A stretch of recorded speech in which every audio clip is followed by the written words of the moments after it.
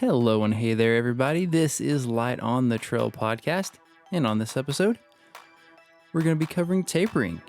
What and why?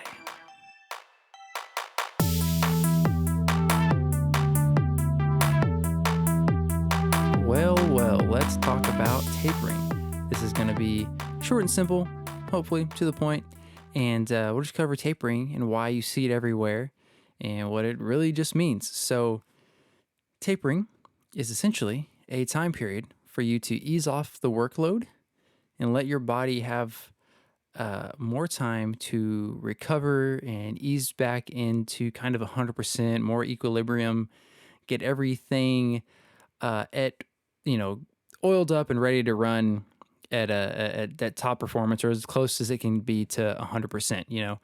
When you're training and you're grinding and you're training and you're grinding and you're pushing and you're doing this and that, the fatigue sets in and things don't uptake into the body like they as best as they could. If you've got a damp or wet sponge, it's not going to absorb as much water as a dry sponge could be, or a brand new sponge.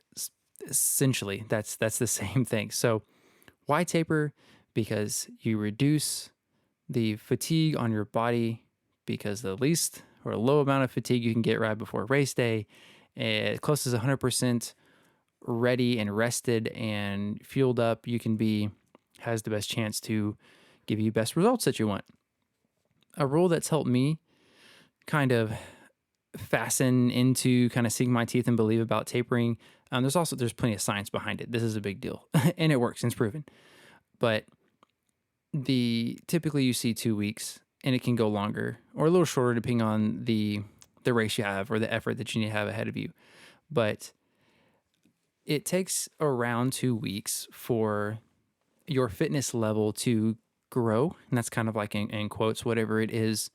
If you've been really working on your legs or your bench press or sprints or whatever. But for a muscle to grow and then physically improve and to see those improvements by whatever percentage, they say it's around 2 weeks. So really, there's no point in doing anything strenuous or hard, it's not the time to hit that new segment or go hunt stuff down on Strava and try to do this and that. All this within the umbrella of, how your body feels, so listen to it. But you also have to try things to know how your body will react to learn things, right? So it's a give and take. But be careful. And you need this time to just kind of stretch. A lot of people do just kind of core stuff. A lot of mobility things are good. Time to pay attention to any little niggles and things that have been maybe lightly stretched or hurting or you've been uncomfortable with. A lot of people will go out and get a massage a week or so before. Everything they can do to help their muscles and body recover and loosen up and get ready. Again, this is not time to try to set PRs. It's a reduction in fatigue and time, usually light running, or less time on legs. You can still kind of push it if you're doing 3 weeks out. Some people do that. I haven't practiced 3 weeks yet. Maybe if I were to run, maybe have a really, really big or really serious race coming up, possibly, or if I've had a really hard month leading up to the 3 weeks prior to the race, maybe I'd consider it then. Again, it's more of a body feel. You have to test it to really understand how you'll react to it and learn from it. Essentially 2 weeks, and there's numbers that people will put out, say around 25% reduction in whatever you've done last month, kind of weekly, your weekly mileage 25% off, and then that second week where that weekend is your race, another 25% off. Don't do anything more than half of what you kind of typically were doing before. Whatever. Again, listen to your body. There's definitely a taper madness kind of gremlins thing when people. You're just like, oh, I'm sitting around. How can I sit around and not do anything and just do this light stuff when I'm feeling so good and I'm ready to do this because you've been doing it for months straight and really getting after it. But don't. That's hard. Again, what helps me not to get out there and push things is the whole 2 weeks kind of proven thing. Like why right now should be a time to practice some stretching and calmness and good rest and sleep, all those kind of things. I've done this before on other races where I usually have or I did have before, my inner like hip flexors would always just give me a problem and be sore. And it was a couple days before the race, and I got on a machine in a gym. I was like, that's what I'll do. I'll do something with these and get blood flowing in these. And I definitely put too much weight on there and did a little bit too much. And here comes race day, and my hips are sore, and my hip flexors are feeling tight. And I was like, I could tell, and that automatically puts me at a slight disadvantage, or at least mentally in my head it did. But you don't want to do that. Be smart, take it easy. 2 to 3 weeks before, ease up. It's a time also, which is good to do in this, to really focus on your nutrition and hydration and sleep for the most part. Again, we're trying to recover as much as we can.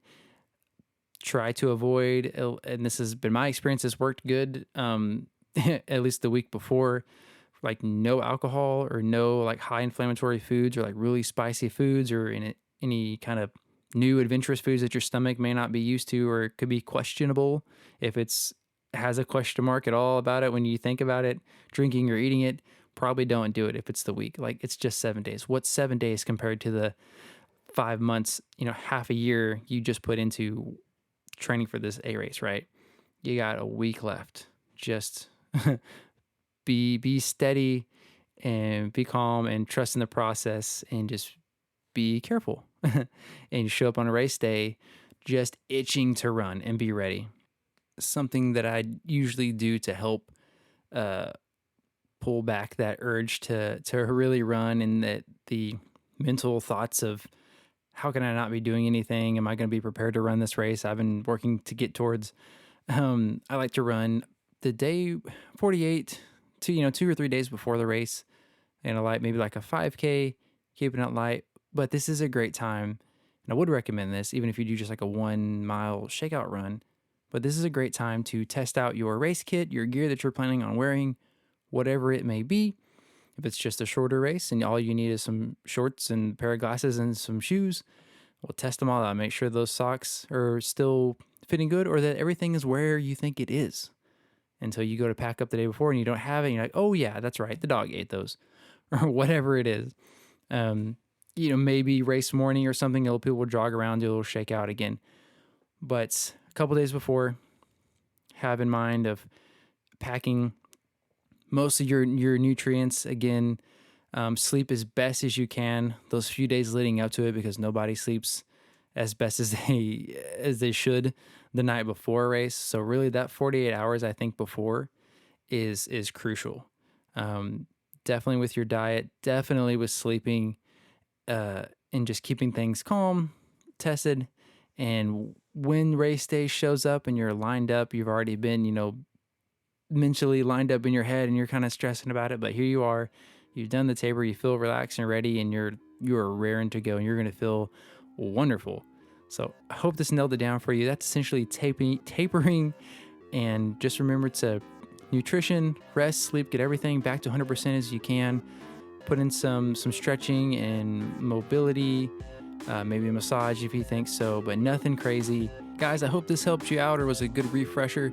Don't forget to pray. God bless you. Have fun out there, and may the dirt be forever under your feet.